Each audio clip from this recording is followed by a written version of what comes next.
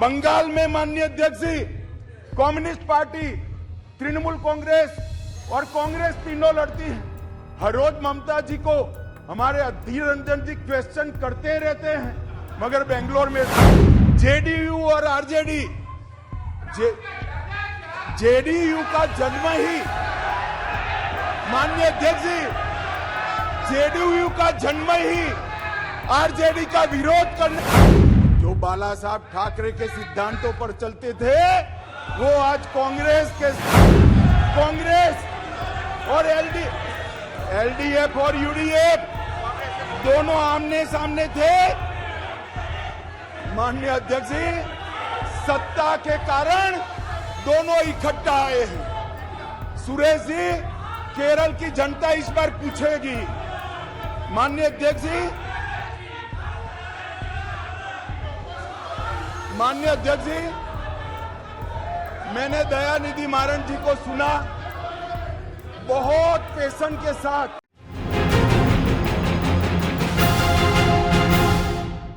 गठबंधन करना चाहिए, सबको जोड़ना चाहिए, हम भी चलाते हैं, मगर ऐसे एक भी बिल में चर्चा नहीं करना और इसमें खड़े हो जाना। माननीय अध्यक्ष जी, शॉपिंग फेस्टिवल आयोजित करने के लिए विज्ञापन के नाम पर करोड़ों रुपया खर्च करते, इसमें भी कोर्ट ने स्ट्रिक्चर किया। केग का रिपोर्ट 2 साल से सदन में नहीं रखते हैं, संवैधानिक प्रोविजन है। आप हमें संविधान सिखाते हो, जरा आपके साथी को सिखा दो कि केग के रिपोर्ट को आप छुपा नहीं सकते हो। 2 साल से साहब केग का रिपोर्ट नहीं छुपा, सदन के पटल पर नहीं रखते। बोलो क्या ये संवैधानिक प्रावधान है?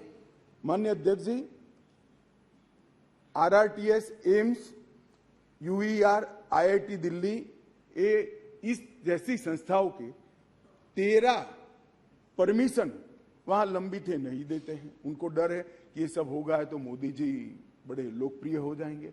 मैं इनकी सरकार चलाने का तरीका बताता हूं। माननीय अध्यक्ष जी, 5G टेक्नोलॉजी लाने के लिए 2016 के एक अधिनियम बनाए, देश के सारे राज्यों ने, इवन डीएमके ने भी इसको एक्सेप्ट कर लिया, परंतु दिल्ली नहीं करता है क्योंकि उनको विकास से कोई सरोकार नहीं है।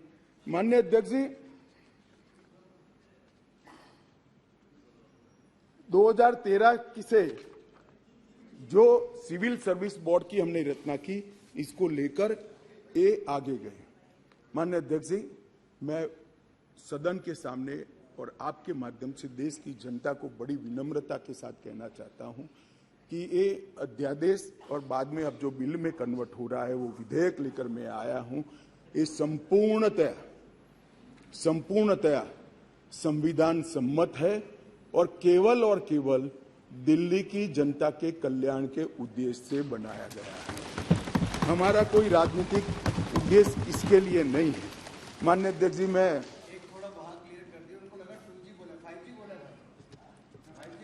मारन जी पूछ रहे हैं, माननीय अध्यक्ष जी, माननीय अध्यक्ष जी,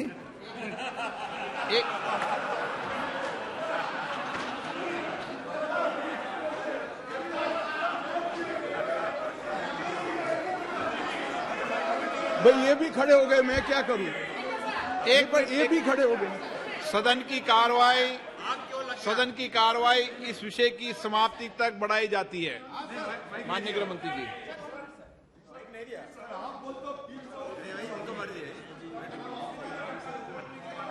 मैं क्या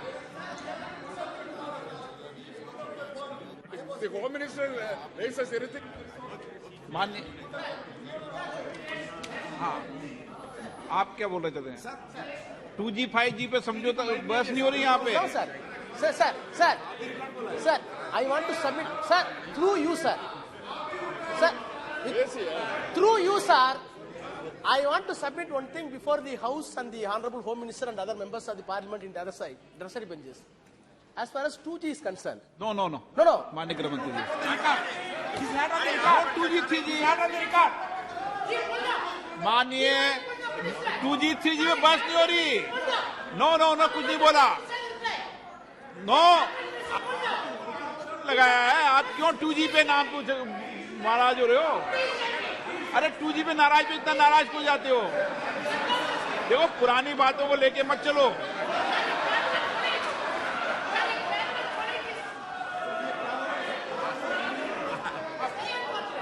वो 2G अध्यक्ष जी रिकॉर्ड पर नहीं है, बता दीजिए इनको।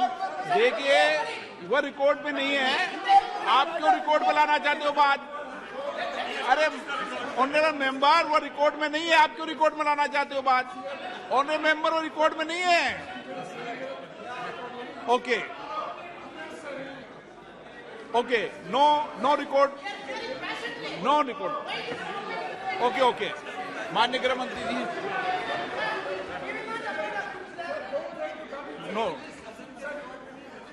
No record, no record mister बालू।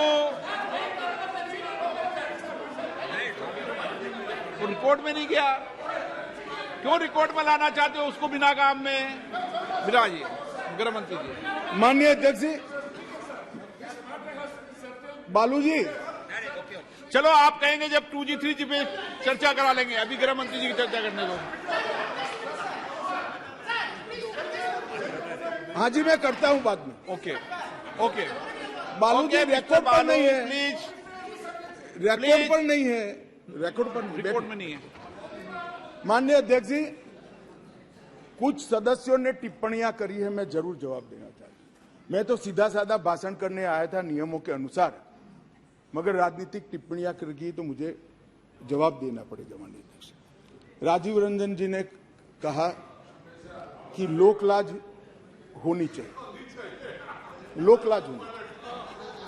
राजीव रंजन जी, लोकलाज आप तो मत ही बोलिए, क्योंकि जिस चारा घोटाले को लेकर बिहार की जनता के सामने गए थे, आज चारा घोटाला करने वालों के साथ आप बैठे और फिर से गठबंधन के लिए।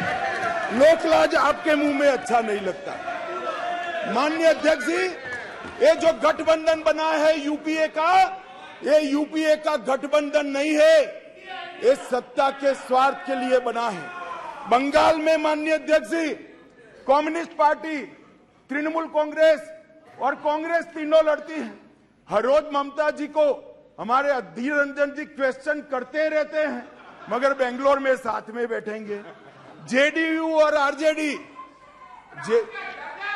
जेडीयू का जन्म ही, माननीय अध्यक्ष जी, जेडीयू का जन्म ही आरजेडी का विरोध करने के लिए हुआ।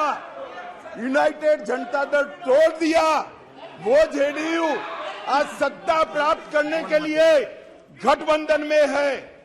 जो बाला साहब ठाकरे के सिद्धांतों पर चलते थे, वो आज कांग्रेस के साथ बैठे हैं। माननीय अध्यक्ष जी, केरल में, माननीय अध्यक्ष जी, केरल में कम्युनिस्ट, कांग्रेस और एलडीएफ और यूडीएफ दोनों आमने सामने थे। माननीय अध्यक्ष जी, सत्ता के कारण दोनों इकट्ठा आए हैं। सुरेश जी, केरल की जनता इस बार पूछेगी। माननीय अध्यक्ष जी, माननीय अध्यक्ष जी, मैंने दयानिधि मारन जी को सुना, बहुत पैशन के साथ संविधान की दुहाई दे रहे थे। मारन साहब, आपको संविधान की चिंता नहीं है, एन मन एन मक्कल से आप डरे हुए हो। हमारी जो यात्रा शुरू हुई है, इसने डर खड़ा किया है। माननीय अध्यक्ष जी, शशि थरूर जी ने कहा, माननीय अध्यक्ष जी, शशि थरूर जी ने कहा कि कांग्रेस की सरकार होती या आपकी सरकार होती तो ऐसा करते। भाई, कांग्रेस की सरकार और हमारी सरकार दोनों दिल्ली में रहा था, मगर हमने ऐसा किया ही नहीं था, तो ऐसा करने का सवाल ही पैदा नहीं होता। बहुत अच्छे तरीके से चलता था, कोई झगड़ा नहीं था। माननीय अध्यक्ष जी, मैं अंत में इतना ही कहना चाहता हूं, अभी भी समय है, वोटिंग बाकी है, यही समय है, सही समय है। विचार बदलिए, जनता देख रही है, जनता सब कुछ जानती है कि 9 बिलों में उपस्थित न रहने वाला समूचा विपक्ष आज गठबंधन बजाने के लिए अखाड़े में उतर गया। माननीय अध्यक्ष जी, इस सदन के अंदर निहित स्वार्थनीतिक उद्देश्यों के कारण न भाषण देने चाहिए न वोटिंग करनी चाहिए। सदन के अंदर वोटिंग 130 करोड़ की जनता के भले के लिए करनी चाहिए। मैं अंत में फिर से अपील करता हूं कि अभी भी जनता देख रही है, यही समय है मन बदलने का। एक बार मन बदल दीजिए तो शायद जनता यूपीए के पाप माफ भी कर दे। अध्यक्ष जी, सभी का बहुत बहुत धन्यवाद।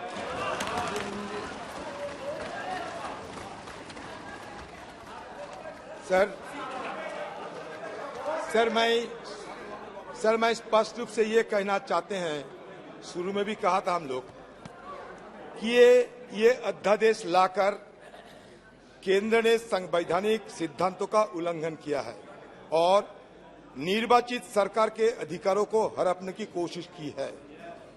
ये संघवाद की बुनियादी सिद्धांतों को कमजोर करता है। सुप्रीम कोर्ट की संवैधानिक पीठ ने 11 मई को दिल्ली सरकार को जो अधिकार सौंपे थे, जिसके बाद केंद्र सरकार ने अध्यादेश लाकर कोर्ट का फैसला पलट दिया है। सर, यही हमारा मोटा मोटी यही हमारा ये सरकार के खिलाफ प्रश्न है कि सर एक मिनट, नहीं हुआ ये कब बोलने दीजिए सर। आपने बोल तो लिया, क्या बोला था? नहीं, ये तो रेस्पॉन्ड करने का अधिकार है सर, ये रेस्पॉन्ड करने का अधिकार है। सर एक मिनट, अमित शाह जी, आप इतने सारे हमें भाषण सुनाया, ये लगा कि आप चुनावी मोड में आ गए। मुझे ऐसा उम्मीद थी कि कम से कम आज की तारीख में जब मणिपुर की बात आपने जिक्र किया तो कम से कम सुप्रीम कोर्ट मणिपुर के मुद्दे में क्या टिप्पणी की। सुप्रीम कोर्ट कहते हैं कि मणिपुर में सरकार नहीं है, पुलिस नहीं है, कोई शासन नहीं है। विषय पर बात कीजिए सर।